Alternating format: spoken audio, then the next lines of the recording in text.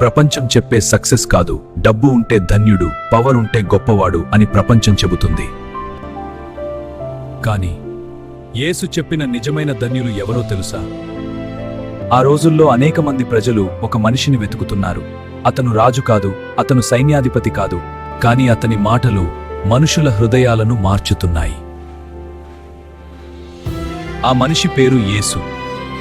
ఒకరోజు ఆయన కొండపై కూర్చుని ప్రజలకు జీవాన్ని ఇచ్చే మాటలు చెప్పడం ప్రారంభించాడు. యేసు ఇలా అన్నాడు, పేదలు ధన్యులు కాదు అని ప్రపంచం చెప్తుంది, కానీ నేను చెబుతున్నాను, ఆత్మలో దీనులు ధన్యులు, ఎందుకంటే పరలోక రాజ్యం వారిదే. బాధపడుతున్నవారు, మీరు ఒంటరిగా లేరు. మీరు ధన్యులు, ఎందుకంటే దేవుడు మిమ్మల్ని ఆదరిస్తాడు. మీరు చిన్నవారు కాదు, మీరు భూమికి ఉప్పు, మీరు లోకానికి వెలుగు, మీ జీవితం ఇతరులకు మార్గం చూపాలి.